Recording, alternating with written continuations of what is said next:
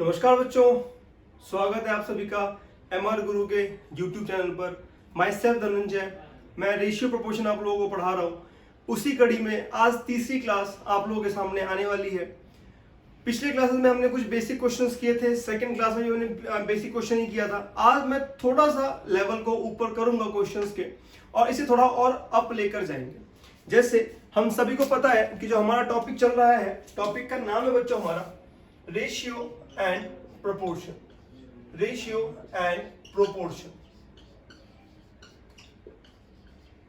अनुपात एवं समानुपात।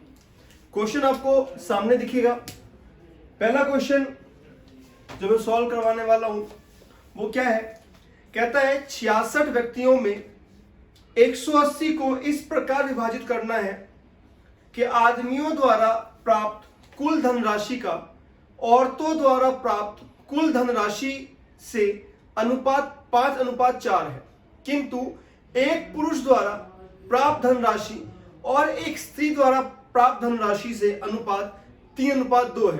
तो आदमियों की संख्या क्या है? तो देखो बच्चों, सबसे पहले यहां पर हमारे पास प्रश्न में क्या लिखा हुआ है, जो कुल राशि है, जो हमारे पास कुल राशि है, कुल राशि कितनी रखी है इसने? 180 रुपए। ठीक है, कुल राशि कितनी है? 180 रुपए। अब अगर इसने 5:4 दे रखा है कुल आदमी और औरत का जो इनकम है, तो इसका मतलब 5 और 4 9, तो 5/9 गुणे में 180, ये क्या आ गया? ये आ गया कुल टोटल जितने पुरुष हैं उनकी आमदनी, यानी ये आ गया 9 दूनी 80, 18, 20 में 180, यानी कि 100 रुपए। 100 रुपए कमाते हैं पुरुष, तो महिला कितने कमाते हैं? तो महिलाएं कमा रही है हमारे पास 80 रुपए, यानी कि 100 रुपए पुरुष कमा रहे हैं 180 में से, 80 कमा रही है महिलाएं। यहां तक सबको समझ में आ गया। आगे ये कहता है कि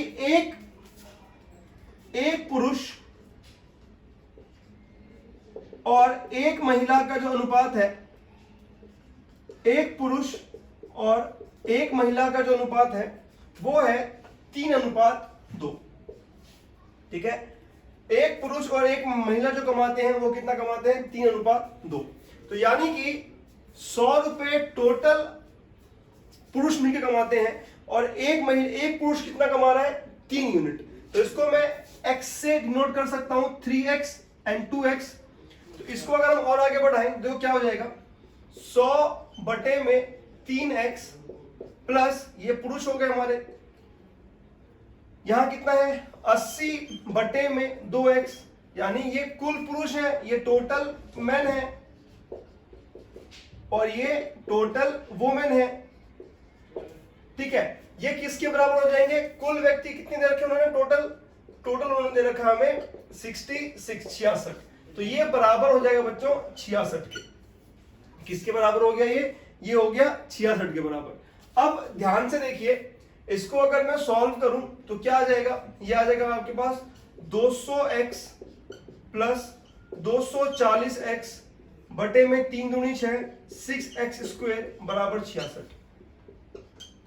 इसे और अगर सॉल्व करें तो ये कितना हो जाएगा? 200 प्लस 240, ये आ गया 440x बराबर 6×6 36, 6×6 और 3 39, 396x²। इसको अगर और सॉल्व करें इस तरफ को ला करके तो ये आ जाएगा 440x माइनस 396x² बराबर 0। यहां से x कॉमन ले लो, 440x माइनस 396x बराबर 0। इसको थोड़ा मैं इधर सॉल्व कर देता हूं। यहां से वैल्यू हमारे पास आ गई है 396x बराबर 440। ठीक है, 396x बटे में 440। अब यहां से x की वैल्यू फाइंड करते हैं, तो 440 बटे में 396, ये 11 से कट जाए, 11 चौके 44, 11 तिये 33 और 11 छिक 66 और कट जाएगा, 4 दूनी 40, 4 दूनी 36, यानी x की वैल्यू हमारे पास क्या आ गई? 10/9। x की वैल्यू हमारे पास क्या आ गई? 10/9। अब x की वैल्यू हमारे पास बच्चों 10/9 आई है। इसका मतलब अब ये क्या कहता है, इसने क्या पूछा? ये पुरुष कितने हैं? तो पुरुष कितने थे? 100/3x, पुरुष कितने थे 100/3x, तो 100/3 गुणे में x की वैल्यू कितनी है 10/9, 10/9 ये कट गया 3 3 9। इसको आगे सॉल्व करें तो 100/10 गुणे में 3, 0 0 कट गया, कितना बच गया 30। यानी कि कुल कितने पुरुष हैं 30 पुरुष हैं। इस 66 में से 30 पुरुष हैं और 36 महिलाएं हैं, 30 मेन हैं और 36 वुमेन हैं। तो ये हमारा आ गया क्वेश्चन नंबर फर्स्ट। चलते हैं बच्चों सेकंड क्वेश्चन की तरफ। सेकंड क्वेश्चन भी बहुत ही आसान है। क्वेश्चन नंबर सेकंड देखते हैं, ये भी बहुत ही आसान क्वेश्चन है। चलिए क्वेश्चन नंबर सेकंड क्या कहता है। क्वेश्चन नंबर सेकंड इसके अकॉर्डिंग कह रहा है ए बी और सी के व्यय का अनुपात, यानी कि जो एक्सपेंस का रेशियो है वो दे रखा है इसने 16:12:9। ये किसका है, ये एक्सपेंस का है, ठीक है। किसका है ये, ए बी और सी। इसके बाद ये कहता है कि उनके सेविंग्स को परसेंटेज में दे रखा है, जो उनकी बचत है उस बचत को इसने प्रतिशत में दे रखा है कि ए 20% बचाता है, बी 25% बचाता है और सी 40% बचाता है। अब ये कहता है कि उनकी कुल आय जो है, जो टोटल इनकम है, इनकी जो टोटल इनकम है, कुल आय इसने दे रखी है 1530 रुपए। क्या दे रखी है 1530 रुपए। अब बच्चों ध्यान से देखना इस क्वेश्चन को, बहुत ही अच्छा और बहुत ही आसान क्वेश्चन है। सेविंग्स है 20%, एक्सपेंस है 16, यानी कि अगर वो 20% बचा रहा है, यानी कि 100 में से 20% बचा रहा है, तो अगर मैं ए की बात करूं तो ए यानी कि 80% खर्च कर रहा है, ए 80% खर्च कर रहा है। और ये किसका है, खर्च का ही तो रेशियो है ए बी और सी का। तो ए का ए कितना यूनिट खर्च कर रहा है 16 यूनिट, यानी कि 80% की वैल्यू कितनी है 16 है। इस हिसाब से 100% की वैल्यू क्या आ जाएगी 16/80 गुणे में 100। ये कितना आ गया भाई, ये आ गया 8 दूनी 16, यानी कि 20 यूनिट वो क्या करता है, 20 यूनिट वो बचा रहा है। आई मीन सॉरी कितना आ गया यहाँ पर 20, हाँ ये 20 रेशियो आ गया 100 का। ये किसका आ गया 100% टोटल उसका इनकम हो गया, है ना। 20 यूनिट उसकी इनकम है, 20 यूनिट में से 16 यूनिट वो खर्च करता है, 4 यूनिट वो बचाता है। अब चलते हैं बी के पास। अगर बी की बात देखते हैं तो बी 25% सेव कर रहा है, इसका मतलब वो 75% खर्च कर रहा है। तो 75% की वैल्यू कितनी है 12, 75% की वैल्यू 12 है। तो इस हिसाब से 100% की वैल्यू क्या हो जाएगी 12/75 गुणे में 100। कितना आ गया 25 चौके 100, 25 75, 3 चौके 12, कितना आ गया 16 यूनिट। ये कितना आ गया हमारा 16 यूनिट। आगे और देखते हैं थोड़ा सा इसको। अब चलते हैं सी की तरफ। सी कितना बचा रहा है भाई, सी बचा रहा है 40%, यानी खर्च कर रहा है 60%। तो 60% की वैल्यू कितनी है 60% की वैल्यू 9 है। तो 100% की वैल्यू क्या आ जाएगी 9/60 गुणे में 100। कितना आ गया ये 3 दूनी 6, 3 तिया 9, 2 पंचे 10, यानी कि 15%। सही है ये 0 0, 3 दूनी 6, 3 तिये 9, 2 पंचे 10, ठीक है। अब यानी A ratio B ratio C का जो टोटल इनकम है वो क्या किस रेशियो में आ गया हमारे पास 20:16:15। कितना आ गया 20:16:15। अब वो क्वेश्चन में क्या पूछ रहा है कि बी की आय कितनी है। तो टोटल आय कितनी है भाई, टोटल 1530 है। तो क्या करेंगे 16 बटे में इन तीनों का सम पहले क्लास में करवा चुका हूं। तो 16, 15, 31 और 20, 51 गुणे में 1530, इसको काट दो 3 बार में कटेगा, 16 3 48, क्या उत्तर आ गया 480 रुपए। तो बी की इनकम कितनी आ गई हमारे पास 480 रुपए, ठीक है। ये सबको समझ में आ गया होगा हमने क्या किया भाई, बहुत ही आसान सा क्वेश्चन है। एक्सपेंडिचर दे रखा है रेशियो में, सेविंग दे रखा है परसेंटेज में। तो टोटल इनकम पूछ दे रखा है इसने, तो हमने क्या किया ए बी और सी का टोटल यूनिट ऑफ इनकम निकाल लिया। कैसे, अगर 20% सेव कर रहा है तो 80% खर्च कर रहा है, ये 25% सेव कर रहा है तो 75% खर्च कर रहा है, और ये 40 सेव कर रहा है तो 60% खर्च कर रहा है, उसके हिसाब से हमने टोटल इनकम निकाल लिया और फिर बी का जो टोटल हमारा इनकम है वो भी हमने यहां से निकाल दिया। ठीक है, चलिए चलते हैं अगले प्रश्न की तरफ। क्वेश्चन नंबर 3, तीसरा क्वेश्चन करेंगे अभी। क्वेश्चन नंबर 3 की तरफ चल रहे हैं बच्चों हम। क्वेश्चन नंबर 3 क्या कहते हैं हमें,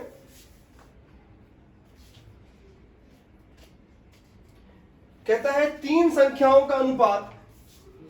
थर्ड क्वेश्चन हमारे पास है कि 3 संख्याओं का अनुपात 1:2 ये सही, यही सवाल है। हाँ, 1/2, 2/3 और 3/4 है। क्या है भाई, 1/2, 2/3 और 3/4 है। अब ये कहता है कि इसमें सबसे बड़ी और छोटी संख्या का जो डिफरेंस है, जो अंतर दे रखा है, इसने अंतर दे रखा है हमें 36। तो कह रहा है संख्याएं ज्ञात करो। अब भाई देखो, ध्यान रखेंगे, जब भी बच्चों आपके पास फ्रैक्शन में रेशियो आता है तो पहले इसको सिंगल यूनिट में बनाते हैं। कैसे बनाते हैं वो सीख लीजिए। 1/2, 2/3, 3/4। अब क्या करेंगे हम, 2 का, 3 का और 4 का क्या ले लेंगे, एलसीएम। तो 2, 3 और 4 का एलसीएम कितना आ गया, 2, 3, 4 का एलसीएम कितना आ गया, 2 3 6, 6 चौक 24, 24 कर लो या 12 कर लो। तो 2 6 के 12, यहां पर 6 आ गया, 3 चौके 12, 4 दूनी 8, यहां पर 8 आ गया, 4 3 12, ये आ गया 6:8:9।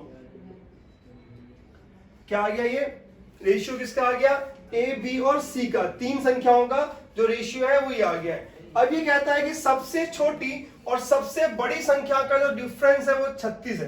तो साफ साफ पता लग रहा है कि सबसे बड़ी संख्या क्या है, 9 है, सबसे छोटी संख्या क्या है, 6 है। तो इसका डिफरेंस 9 और 6 का डिफरेंस कितना हो गया, 3। तो इसके हिसाब से 3 की वैल्यू कितनी है, 36 है। तो 1 की वैल्यू क्या आ जाएगी, 1 की वैल्यू आ गई 12। अगर 3 की वैल्यू 36 है तो 1 की वैल्यू क्या आ गई, 12। अब देखो वो संख्याएं पूछ रहा है, तो पहली संख्या क्या आ गई है, 12 गुणे में 6 72। दूसरी संख्या क्या है, दूसरा 8 है, तो 12 गुणे में 8 96। और तीसरी संख्या क्या है, 12 गुणे में 9 108। ये आपका आ गया answer, question number 3। I hope सबको समझ में आ गया होगा। चलते हैं बच्चों अगले प्रश्न की तरफ। क्वेश्चन नंबर 4 देखते हैं। क्वेश्चन नंबर 4 में हमें क्या करना है, ध्यान से देखते हैं। कह रहा है भाई क्वेश्चन नंबर 4 कि 117 रुपए को, क्वेश्चन नंबर 4 हमारा है, 117 रुपए को ए, बी तथा सी में 1/2, 1/3, 1/4 के अनुपात में विभाजित करना था। भूल वह 2:3:4 के अनुपात में बांट लेते हैं। तो इससे सबसे अधिक लाभ किसे और कितने रुपए को हुआ है। तो सबसे पहले बच्चों का रेशियो क्या है जिसमें उनको बांटना है, 1/2, 1/3 और 1/4। तो इसको पहले सिंगल रेशियो में बढ़ा लेते हैं। तो क्या आएगा, 2, 3 और 4 का रेशियो क्या आ गया, फिर से वही आ गया 12। तो यहाँ पर 6 आ गया, 3 चौके 12 और 4 3 12। यानी जो रेशियो होना चाहिए था ए, बी और सी का, वो क्या होना, जिसमें बांटना था वो क्या था, 6:4:3। अब इस हिसाब से अगर वो बांटते, मैं यहां पर बना देता हूं एक चार्ट जिससे आपको सब कुछ अच्छे से क्लियर हो जाएगा।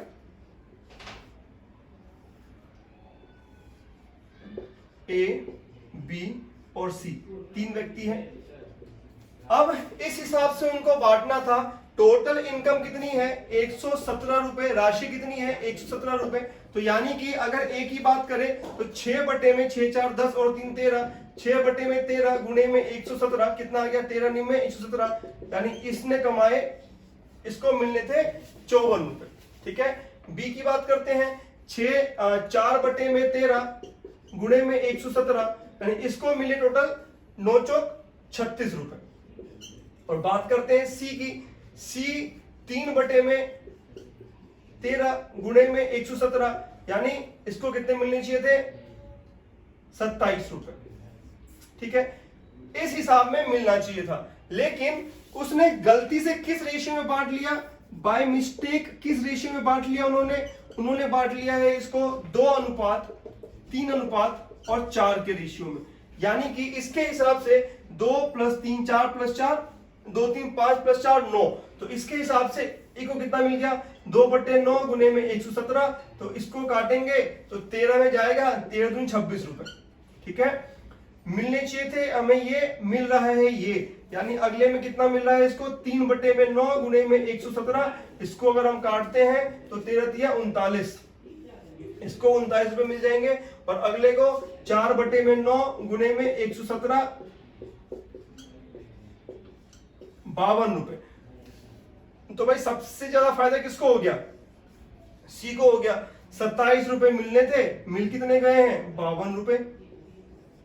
27 रुपए मिलने थे, मिल कितने गए? 52 रुपए। So the correct answer is C. और सी को कितने रुपए का फायदा हुआ है? 52 - 27 यानी कि 25 रुपए का फायदा हो गया है सी को। आई विश कि आपको ये क्वेश्चन भी समझ में आ गया होगा। चलिए चलते हैं अगले प्रश्न की तरफ बच्चों। अगला प्रश्न देखते हैं, बहुत ही अच्छा सवाल है अगला। देखिए क्या कह रहा है। ये क्वेश्चन मैंने बहुत पहले जब मैं प्रिपरेशन किया करता तब भी ये क्वेश्चन था, और तब मुझे ये मैंने थोड़ा सा इस क्वेश्चन को पढ़ा था पिछले 3-4 साल में। इसका ऑप्शन भी बच्चों सेम हुआ करता था। अभी देखते हैं क्या वही ऑप्शन है या नहीं है। कहता है पृथ्वी पर भूमि और जल का अनुपात 1:2 है। पृथ्वी पर भूमि और जल का अनुपात कितना है? 1:2। फिर कहता है उत्तरी गोलार्ध में, नॉर्थ हेमिस्फीयर में ये 2:3 है। तो कहता है दक्षिणी गोलार्ध में इसका अनुपात क्या होगा?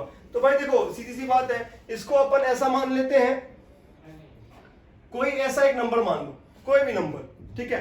तो ऐसा करते हैं 1 + 2 3। तो ऐसा कोई नंबर मान लो बेटा बच्चों की जो 3 का मल्टीपल हो और इजीली कट जाए, ठीक है। साथ ही साथ इसमें क्या ध्यान रखो कि नीचे जो 2 और 3 5 है वो इसका भी फैक्टर होना चाहिए।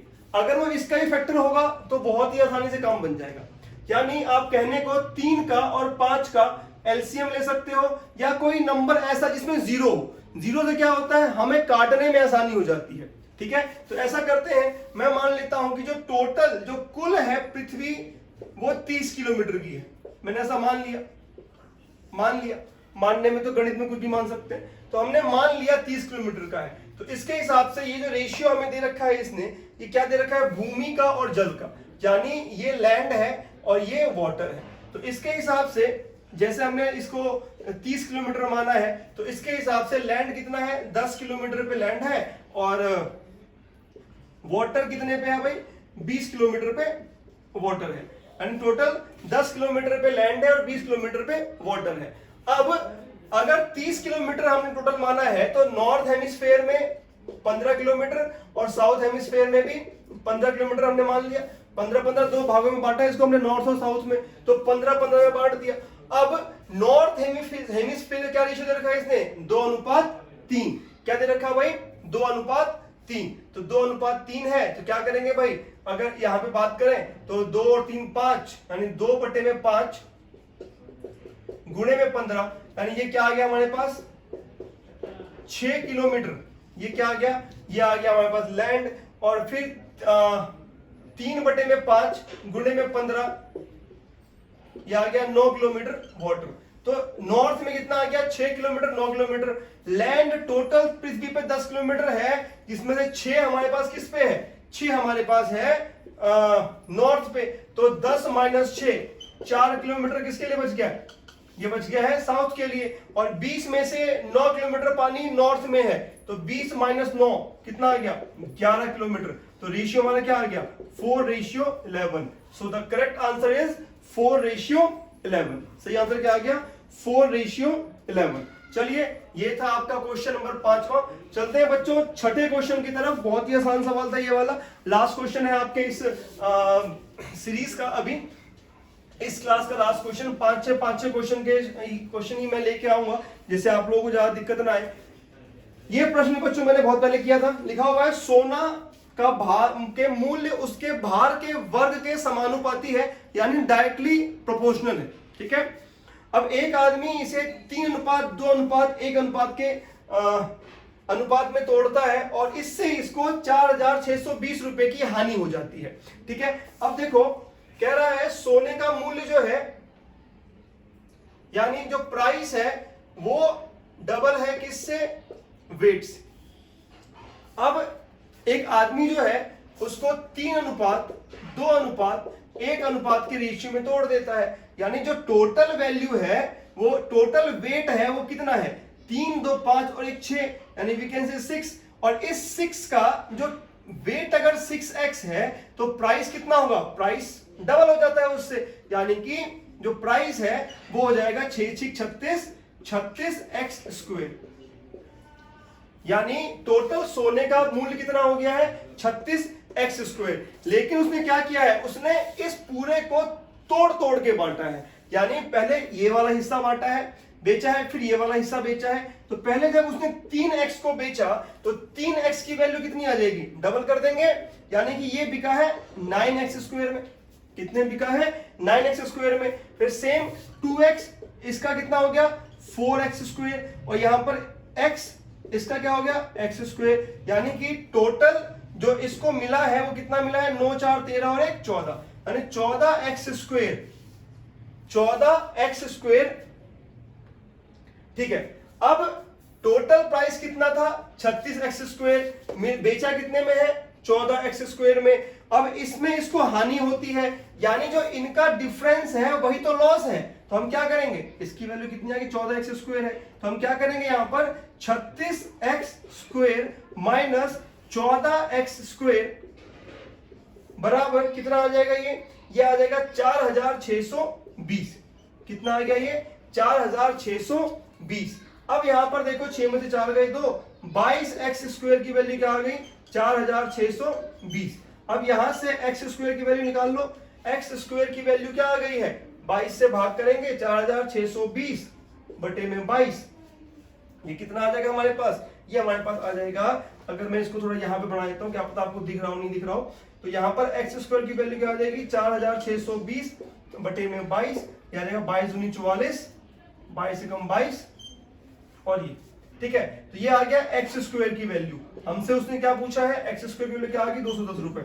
उसने क्या पूछा है हमसे, उसने हमसे पूछा है कि सोने का प्रारंभिक मूल्य कितना था, सोने का प्रारंभिक मूल्य कितना था। तो प्रारंभिक मूल्य हमने क्या निकाल रखा है 36x स्क्वायर। तो इसमें ही हम क्या करेंगे, x स्क्वायर की वैल्यू क्या है 210, तो 210 गुणे में 36 कर दो, क्या आ गया 36 एकम 36, 36 दूनी 72 और 3 75, 7560 रुपए में जो उसका है वास्तविक मूल्य था।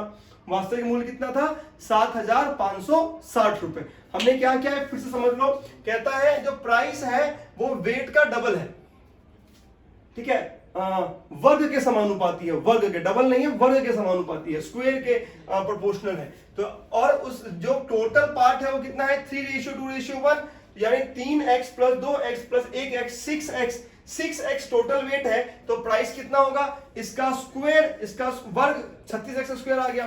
पर बेचा जो उसने है, उसने अलग अलग बेचा है, पहले 3x के पार्ट को बेचा है, फिर 2x के, फिर x के। तो यहां पर इसका क्या हो गया, इसका कितना मिल गया है 9x स्क्वायर, इसका कितना मिल गया है 4x स्क्वायर, इसका कितना मिल गया है x स्क्वायर, इन टोटल उसको 14x स्क्वायर मिला है। इससे उसको कहता है कि भाई 4620 रुपए की हानि हो गई, यानी इसका और इसका जो अंतर आएगा वो हानि के बराबर है। इसमें से घटाएंगे तभी तो हानि हो गई इतनी।